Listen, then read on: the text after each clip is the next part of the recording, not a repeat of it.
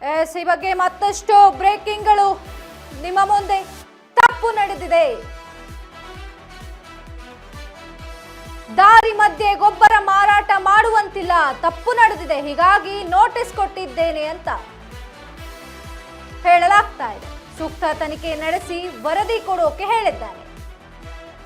ಇದಕ್ಕೆಲ್ಲ society secretary ಮತ್ತು director ಜವಾಬ್ದಾರಿ, ಕೃಷಿ ಇಲಾಖೆ ಅಧಿಕಾರಿಗಳು ಜವಾಬ್ದಾರಿ ಅಲ್ಲ. ವರದಿ ಬಳಿಕ ತಪ್ಪಿತಸ್ಥರ ಮೇಲೆ ಕ್ರಮ ಆಗುತ್ತೆ. ಕೃಷಿ ಇಲಾಖೆ ಜಿಲ್ಲಾ ಜಂಟಿ ನಿರ್ದೇಶಕ ಹೇಳಿಕೆಯನ್ನ ನೀಡಿರುವುದು. ಮಂಜುನಾಥ್ ಜಿಲ್ಲಾ ಜಂಟಿ ನಿರ್ದೇಶಕರು ಹೇಳಿಕೆಯನ್ನ ನೀಡಿದ್ದಾರೆ.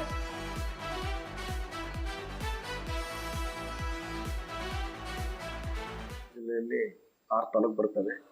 6 ತಾಲೂಕಲ್ಲಿ ಸುಮಾರು ಒಂದು 65 ಸೊಸೈಟಿ ಇದಾವೆ.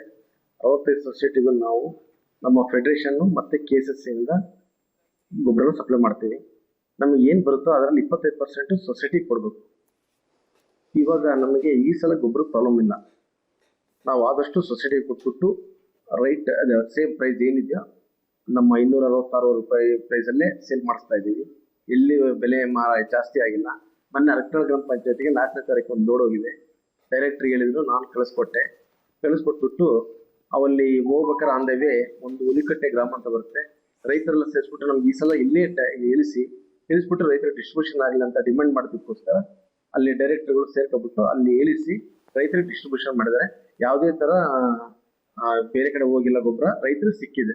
ಇಲ್ಲ ಅಕ್ರಮ ಆಗಿಲ್ಲ ಅಂತ ಮತ್ತೆ ಯಾವುದೇ ಡೈರೆಕ್ಟರ್ ಫೋನ್ ಮಾಡಿ ಹೇಳಿದ್ರು, ಇಲ್ಲ ಸರ್ ಇಲ್ಲಿ ಡಿಸ್ಟ್ರಿಬ್ಯೂಷನ್ ಆಗಿದೆ, ಏನು ತೊಂದರೆ ಆಗಿಲ್ಲ, ದಯವಿಟ್ಟು ನಮ್ಗೆ ಸಹಕಾರ ಮಾಡಿ ಇನ್ನೊಂದು 2 ಲೋಡ್ ಕಳಿಸ್ಕೊಡಿ ಅಂತ ಅವರು ರಿಕ್ವೆಸ್ಟ್ ಮಾಡಿದ್ದಾರೆ. ಇಲ್ಲ ಪರ್ಮಿಷನ್ ಇಲ್ಲ, ಅದು ತಿಳಿಸ್ಬೇಕಾಯ್ತು, ತಪ್ಪು ಮಾಡಿದ್ರೆ ಅದಕ್ಕೆ ನಾನು ಕೊಡಲ್ಲ ಅಂತ ನೋಟಿಸ್ ಕೊಟ್ಟಿದ್ದೀವಿ.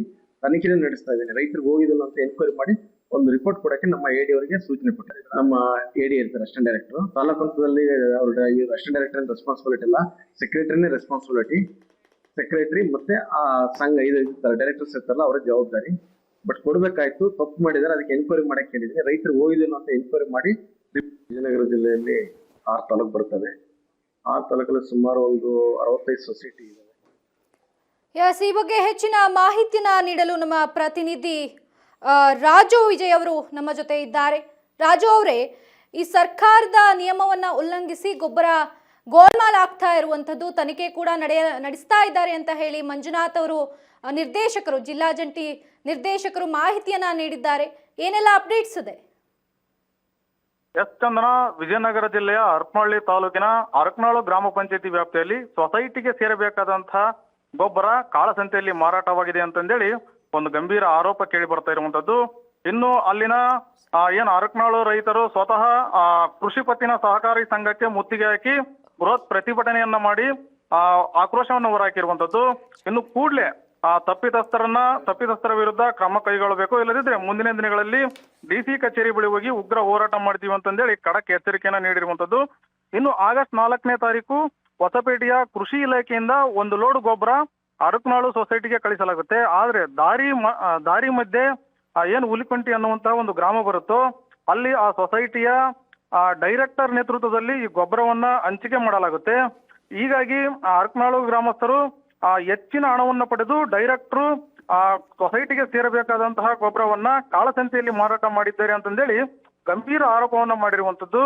ಇನ್ನು ಇದೇ ವಿಚಾರಕ್ಕೆ ಸಂಬಂಧಪಟ್ಟಂತೆ ಕೃಷಿ ಇಲಾಖೆಯ ಜಂಟಿ ನಿರ್ದೇಶಕರಾಗಿರ್ತಕ್ಕಂಥ ಮಂಜುನಾಥ್ ಅವರು ಪ್ರತಿಕ್ರಿಯೆಯನ್ನ ನೀಡಿ, ತಪ್ಪಾಗಿರೋದಂತೂ ನಿಜ, ಆ ಸೊಸೈಟಿಗೆ ಕಳಿಸಿದಂತಹ ಗೊಬ್ಬರವನ್ನ ಯಾವುದೇ ಕಾರಣಕ್ಕೂ ದಾರಿ ಮಧ್ಯದಲ್ಲಿ ಹಂಚಿಕೆ ಮಾಡುವಂತ ಇಲ್ಲ, ಇದು ಸರ್ಕಾರದ ಆದೇಶವನ್ನ ಉಲ್ಲಂಘನೆ ಮಾಡಿರುವಂತದ್ದು.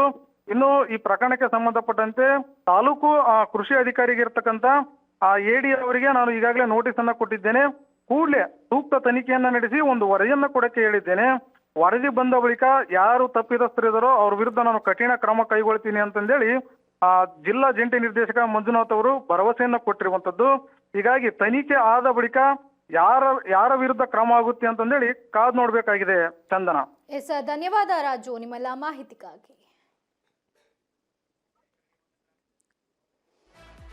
ಎಸ್, ಕಾಳಸಂತೆಯಲ್ಲಿ ಮಾರಾಟವಾಯ್ತಾ ಸೊಸೈಟಿ ಗೊಬ್ಬರ? ಹಾಗಾದ್ರೆ